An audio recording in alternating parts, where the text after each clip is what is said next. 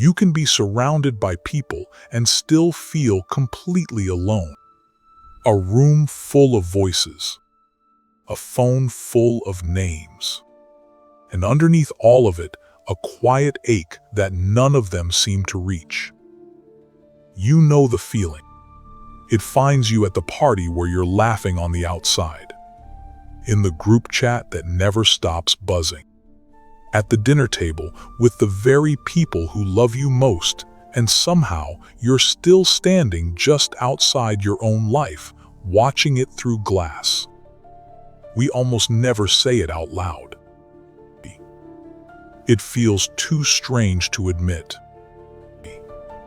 How can you be lonely when you're not even alone? 800 years ago, a man found the answer in the unlikeliest place.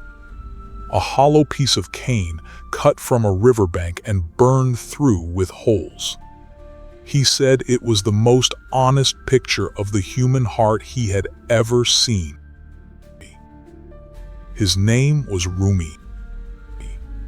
And by the end of this, you'll understand why a wounded, empty thing makes the most beautiful sound in the world. You'll also understand something that sounds almost cruel at first. The crowd is not the cure for your loneliness. Sometimes the crowd is the very thing that makes it worse. We treat loneliness like a problem of arithmetic. Not enough people. So we add people. More friends. More followers. More plans, more noise, more light, until there isn't a single silent minute left for the ache to speak in. And it works. For about an hour. Then the guests go home. The screen goes dark. The room goes quiet. And it comes back, bigger than before. Because whatever we were running from was never really about the number of people in the room. Think about it. We are the most connected human beings who have ever lived. We can reach 1,000 faces before breakfast. And by every measure we know how to take, we are lonelier than any generation before us. If loneliness were simply a shortage of people, we would have cured it by now. We have never been less alone and never felt it more. Rumi knew nothing of our screens. But he knew this ache better than anyone. He was a poet and a teacher who lived through war and exile and the loss of nearly everyone he loved. And out of all that grief, he wrote some of the most luminous words about the human heart ever set down. And he grew up in a world of reed beds. Tall stalks of cane standing shoulder to shoulder by the water, swaying together in the wind. And from those reeds, the Sufis made a flute. They call it the ney. Its sound is breathy and aching and almost human. The sound, people say, of someone weeping and singing at the same time. But Rumi was less interested in the music than in how the flute is made. A reed cutter walks down to the bank. He chooses one stalk out of thousands. And then, one by one, he does 3 things to it. First, he cuts it. He severs it from the bed where it grew, from the only home it has ever known, from every other reed it stood beside. Then he hollows it. He scrapes out everything inside until nothing is left but empty space. And last, he takes a hot iron and he burns holes straight through its body. Cut. Emptied. Wounded. Only now is it ready to become an instrument. And this is how Rumi begins his greatest work. Not with God, not with glory, but with that reed. Listen to the reed, he writes, how it tells its tale, complaining of separation.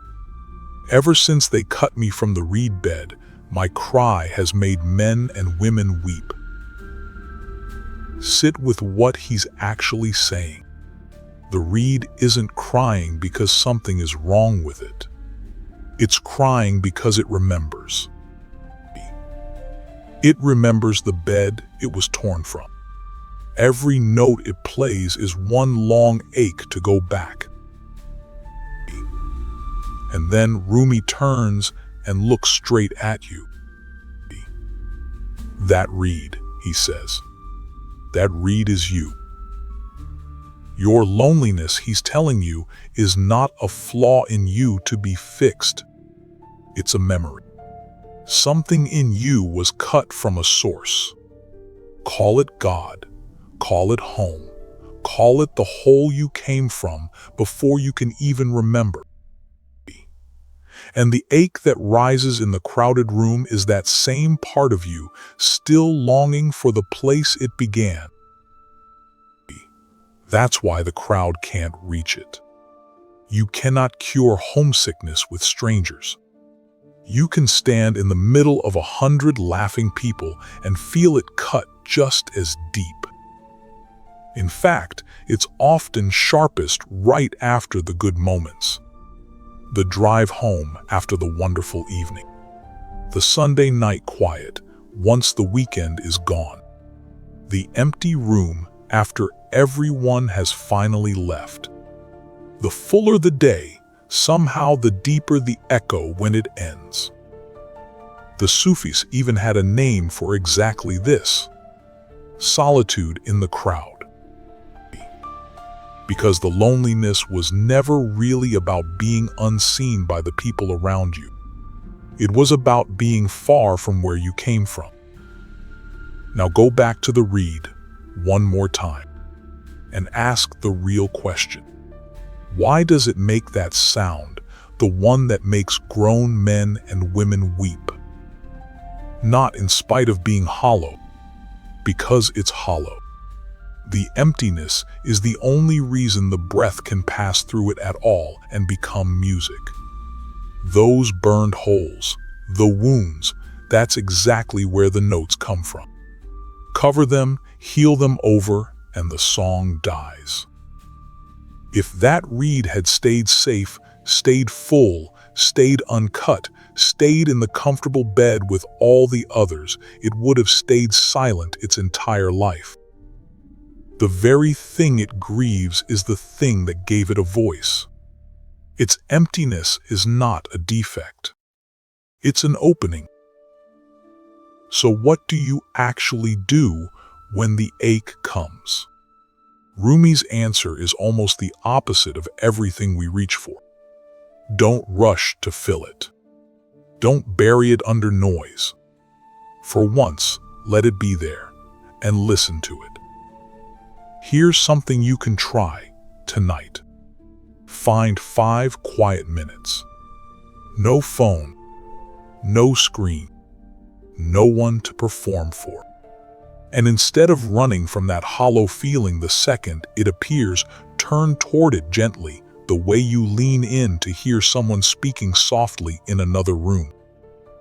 And ask it one honest question. What are you actually longing for? Stay with it long enough, and you'll notice something. It isn't really asking for another party or one more reply to your message. It's reaching for something underneath all of that. For presence, for meaning, for the source it still remembers and the home it came from. That isn't you being broken. That's the reed remembering the reed bed. That was the cure all along. Not more people. Not a fuller room. Just turning the longing around toward the thing underneath it instead of forever trying to numb it. The lonely were never too much or too little. They were a song that simply hadn't been listened to yet, starting with their own. So the next time you're standing in a room full of people and that old ache rises up, the one nobody around you can quite reach. Remember the reed. You feel alone because you still carry the memory of somewhere you belong. The emptiness you keep trying so hard to fill is the very same emptiness that lets the music through. You were not made wrong. You were cut from a reed bed, and you have been singing your way home this whole time. And maybe that ache in the middle of the crowd was never your enemy. Maybe it was the truest thing about you. Quietly, patiently, calling you back.